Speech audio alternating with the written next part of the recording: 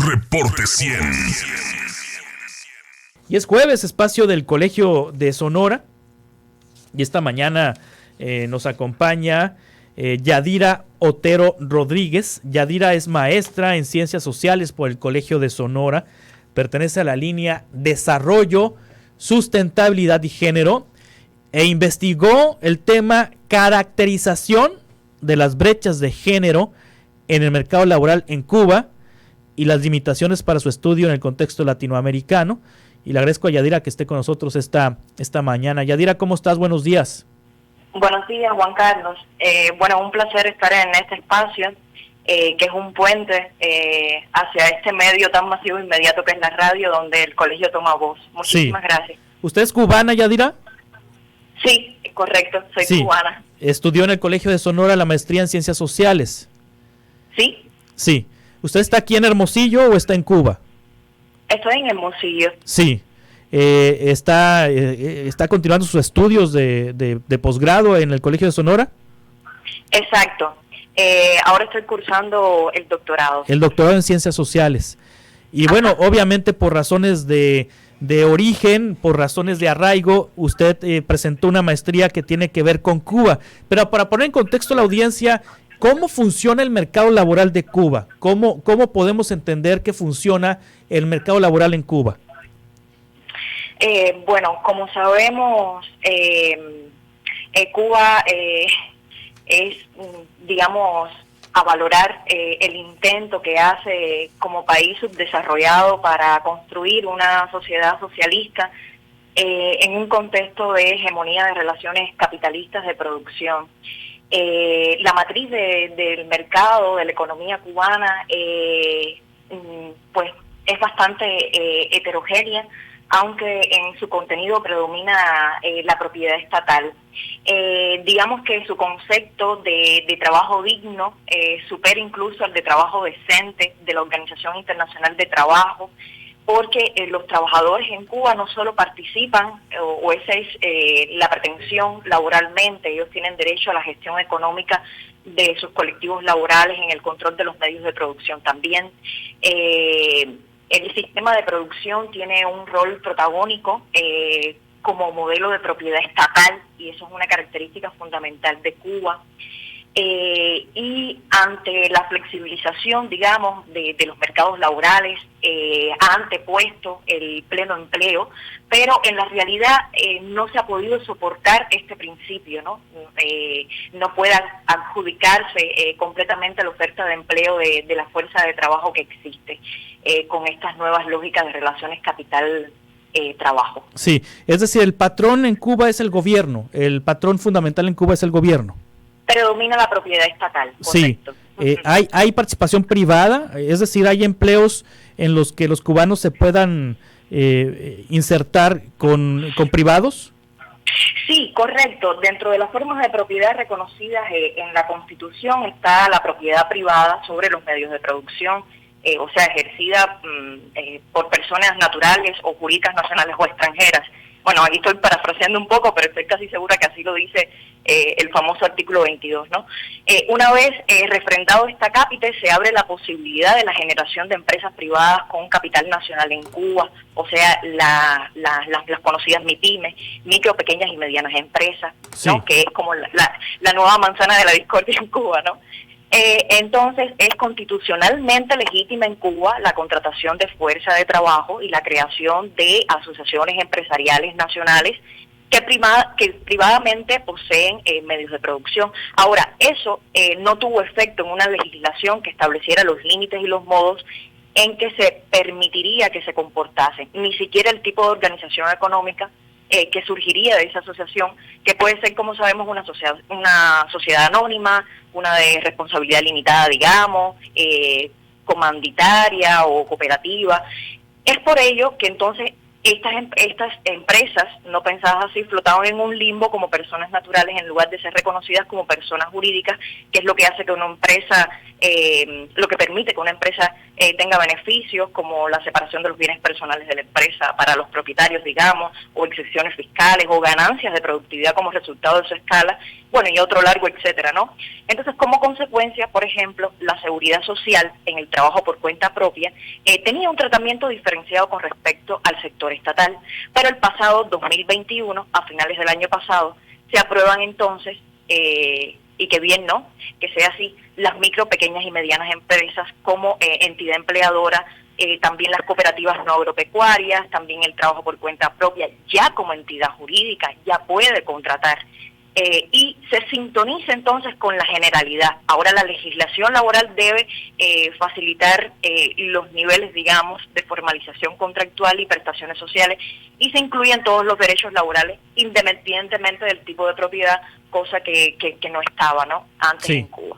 Hay pleno empleo, me decía Yadira Otero Rodríguez, en Cuba. Es decir, no hay desempleo. Es una pretensión, sí. Es como una utopía, por eso le hablaba de trabajo digno. Sí. Ahora, obviamente, vamos a la situación actual de Cuba. Cuba ha hecho grandes cambios. Nosotros teníamos en la década del 80 el conocido CAMES, Consejo de Ayuda Mutua Económica, que es la organización de cooperación económica formada en torno a la antigua Unión Soviética. Casi el 85% de la economía cubana dependía de la Unión Soviética. Viene el derrumbe del campo socialista, entonces viene una crisis económica muy grande, y ahí es donde viene la apertura de esta heterogeneidad de la matriz económica cubana, donde sí sigue predominando la estatal, pero obviamente una solución a la crisis tuvo que hacer esa heterogeneidad. Ahora, ¿qué ha motivado todos estos cambios? A grandes rasgos es una combinación de factores. O sea, la crisis estructural de la economía cubana tiene que ver con su matriz productiva, como le estaba diciendo, con su dependencia exterior, su concentración de importaciones e exportaciones, la limitada diversificación industrial, digamos que su hipertrofiado modelo centralizado de planificación, y todo ello es anterior a la crisis actual de la COVID-19, o sea, que ha venido a agravar todo un escenario que ya era complejo en el país. O sea, Cuba perdió casi todos los ingresos turísticos. Hay quien dice que 5.000, 3.000, 6.000 millones de dólares, en dependencia de quien haga el estimado total, pero en resumen es mucho dinero, ¿no? Además pierde remesas, unos 3.000 millones de dólares anuales, que se reducen a unos 1.000, ¿no? Socios comerciales importantes como Venezuela profundizan sus crisis particulares. Se pierde la colaboración médica en Bolivia, Ecuador, Brasil, que también reportaba ingresos para el país.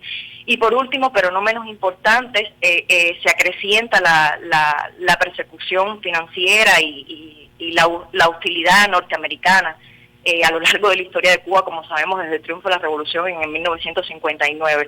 Y en general una tormenta severa, ¿no? Sumando los compromisos con acreedores internacionales, el panorama, pinta bastante mal. Y como en los 90, como le decía antes, el gobierno ha visto su mano forzada por la profundización de la crisis, ¿no? Y ha anunciado todos estos tipos de cambios, como la apertura que ya le dije de las MIPYMES a finales de año, ¿no? Sí. Y todo ese conjunto de aceleraciones, me imagino, Juan Carlos, que todas esas transformaciones que realmente no son nuevas, o sea, ya están esencialmente esbozadas desde el año 2011, ¿no? Porque toda esa crisis se ha venido, como le estoy diciendo, arrastrando, ¿no? Y todo un proceso que se llama en Cuba actualización del modelo económico cubano, ¿no? Que desde el 2011 ya está esbozado. Y existen documentos muy precisos como la conceptualización del modelo, que el objetivo es promover las líneas generales que permite hacer o no en Cuba, que se permite hacer o no en Cuba asuntos socioeconómicos, otro que se llama Plan de Desarrollo 2030, y bueno, así se van encaminando todas estas transformaciones. Sí, uno pensaría que en un país socialista no existirían brechas de género y brechas salariales, pero ¿sí existen en Cuba? Sí, correcto, sí existen. Digamos que estas brechas de género me han dado mucha experiencia en el camino de la investigación, ¿no? Sí. O sea, pensar, ¿no?, que a más de 3.000 kilómetros de Hermosillo, Sonora, está este archipiélago llamado Cuba, ubicado en el Mar Caribe, donde la cultura popular es tan machista como cualquier otro país latinoamericano, ¿no? aunque es importante decir que el discurso con respecto a los problemas de la mujer también ha ido cambiando para deshacernos de esos viejos esquemas y abrir nuevos caminos. Y de hecho, qué bueno, ¿no? Porque también a finales del 2021 se publicó una estrategia integral de prevención y atención contra las violencias machistas que anuncia en uno de sus puntos el compromiso institucional para empezar a producir estadística sistemática, y eso es aplaudible. Sí. Por otra parte, quiero resaltar dos cuestiones específicas del escenario cubano por la doctora Luisa Campuzano, ¿no? En cuanto a brechas de género y Cuba.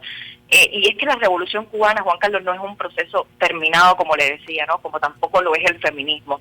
En Cuba, como antecedente importante, es que muy distintamente de lo sucedido en otras partes, la progresiva transformación de la mujer se produjo en un contexto, digamos, de cambio revolucionario.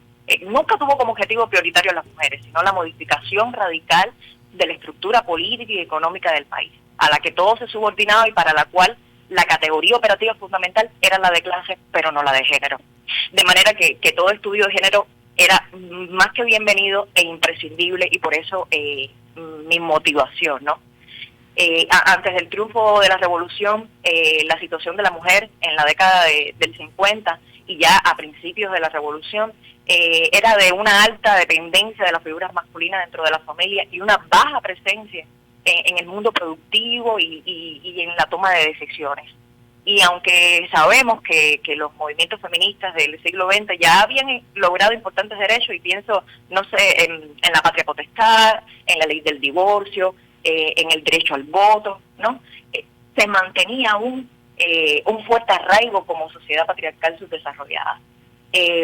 Incluso en 1959 hay otra doctora, Daima Echevarría, que habla de cómo la revolución creó la Federación de Mujeres Cubanas, y eso fue con la revolución de Fidel Castro como líder. Y su misión era potenciar la igualdad de derechos, o sea, aún existe. Se crearon círculos infantiles, generación de programas de educación sexual, también la aprobación de un protocolo de salud que garantizaba el aborto gratuito desde 1965, y especialmente también la elevación de su nivel cultural y educacional. Pero digamos que en esta investigación, teniendo en cuenta todo este panorama, tuve como objetivo analizar la utilidad de las dimensiones e indicadores del empleo de calidad en los estudios sobre brechas de género en el mercado laboral en América Latina, para luego irme desde esa experiencia de América Latina, de mediciones latinoamericanas, identificar las limitaciones de los estudios sobre brechas en Cuba.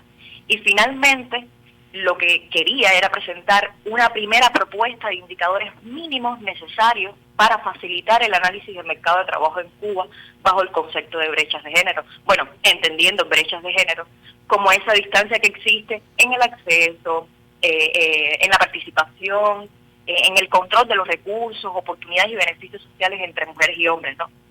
Y específicamente en el contexto del mercado laboral, cuando lo pensamos así, brechas de género en el mercado laboral, estas se relacionan con diferentes oportunidades, salarios, estatus, ¿no?, que repercuten de manera significativa en las mujeres. Y bueno, el fin propuesto fue, en primer lugar, poder medir, describir esas desigualdades entre mujeres y hombres en el acceso, participación, control de los recursos en el ámbito del trabajo remunerado y no remunerado, y a partir de esa visibilización, entonces, incidir en la posibilidad de reducir las brechas de género. Sí. Y bueno, un añadido, entender entonces las nuevas tendencias en materia de empleo en Cuba, ¿no?, para hacer énfasis en la calidad de los indicadores y posibles desagregaciones que permitieran entonces dar una evolución a los objetivos de desarrollo sostenible, que básicamente hablan de equidad y autonomía de las mujeres. En México hay pues una brecha salarial. Por cada 100 pesos que gana un hombre, una mujer gana 73 en la misma responsabilidad, en el mismo puesto, en el mismo trabajo. ¿En Cuba también existe esta brecha salarial? Es decir, ¿los hombres ganan más que las mujeres? Realmente el diagnóstico de brechas en el mercado se realizó mayormente, el que yo hice, en estadísticas públicas disponibles. Y sirvió para denotar necesidades y carencias o ausencias cuando se intenta hacer un análisis de brechas de género. Sí. Yo no hice en la práctica un análisis de esas brechas, sino que cuando me propuse hacer el análisis, me di cuenta que no habían estadísticas suficientes como para desarrollar todo un análisis coherente de las brechas de género en Cuba, poder estudiarlas o visibilizarlas, ¿no? Sí. Mi tesis tomó una especie de estructura de ensayo crítico a partir de estas estadísticas oficiales de la Oficina Nacional de Estadística en Cuba. Y sí se trata de ausencias de indicadores, por ejemplo, como el que usted acaba de mencionar, ausencia de indicadores como el de ingreso, como el de estabilidad laboral, protección social, jornada laboral, segregación, o sea, que sin esos indicadores no puede hacerse un análisis de brechas en Cuba. Sí, ¿qué propone usted, Yadira Otero Rodríguez, si el presidente de Cuba tuviera acceso a su tesis de maestría, ¿qué pudiera él rescatar de esta tesis para implementar en materia de políticas públicas en Cuba? Muy bien, mire, yo hice un ejercicio de aplicabilidad. Entonces planteé dimensiones y dentro de esa dimensión propuestas. Por ejemplo, dentro de la dimensión independencia económica de las mujeres, una propuesta podría ser la proporción del total de la población agrícola con derechos de propiedad o derechos seguros sobre tierras agrícolas desglosada por sexo. ¿Qué me da esta propuesta? Tomada desde la experiencia latinoamericana, pues permitiría en Cuba el acceso de la mujer al espacio rural. En Cuba solo se tiene la proporción de las personas ocupadas en las cooperativas agropecuarias por sexo, por ejemplo. Entonces, en cuanto a estabilidad laboral, la propuesta sería, por ejemplo, la proporción de mujeres según tipo de contrato, plazo fijo, por faena, escrito, registrado, verbal, y la proporción de hombres y mujeres con acceso a la seguridad social. O sea, con esta propuesta se podría tener entonces en cuenta la cobertura activa, dígase población ocupada, acogida a algún régimen de seguridad social, o la cobertura pasiva, que me refiero a la proporción de mujeres que pasan la edad de jubilación y que reciben pensión de algún estilo. Las estadísticas en Cuba solo cuentan con la cantidad de beneficiarios de la seguridad social sin desagregar por sexo, ¿no? Y en el sector no estatal es muy difícil. No hay, a no ser que se haga un estudio de caso específico, ninguna estadística que me permita saber allí salarios, porque no se declaran, ya que usted se refería a lo de la brecha salarial. Sí. Y en el estatal, pues es por sector. No hay una especificidad de diferencia por sexo. Entonces, por eso no le pude contestar a su pregunta y de ahí va mi tesis. O sea, sobre esa ausencia, o sea, focalizar esa ausencia. De manera general, Juan Carlos, yo propondría, respondiendo a su pregunta, que el trabajo digno desde la norma, que es lo que define el deber ser de las relaciones laborales cubanas, se ponga, pero en funcionamiento, mediante políticas, para hacerlo real, por ejemplo. Esa sería una de las propuestas. Que los estudios sobre calidad de empleo en Cuba reúnan variables que no se unifiquen bajo la denominación A ver, perdimos la comunicación con Yadira Otero Rodríguez, maestra en Ciencias Sociales por el Colegio de Sonora. ¿Sí, Yadira? A ver, vamos a tratar de recuperar la comunicación ya para cerrar esta conversación sobre las propuestas que realiza en este estudio que hizo sobre el mercado laboral en Cuba. Ella es maestra en Ciencias Sociales por el Colegio de Sonora, está actualmente estudiando el doctorado en Ciencias Sociales y pues ha compartido un poco sobre cómo funciona el mercado laboral en su país, fundamentalmente pues administrado por el gobierno, por el Estado cubano. ¿Recuperamos o no recuperamos a la investigadora? Parece que se nos cortó, ¿verdad? Sí. Bueno, sí alcanzó a concluir. Vamos a agradecerle a la maestra Yadira Otero Rodríguez su participación en este espacio de noticias. Ya no pudimos contactarla. Le agradecemos mucho que nos haya compartido esto. La tesis de maestría está en la biblioteca del Colegio de Sonora, como siempre se lo compartimos a la audiencia, ahí se puede encontrar la tesis de maestría. Se cortó el teléfono, ¿verdad? Muy bien, bueno, gracias a la maestra. Reporte 100.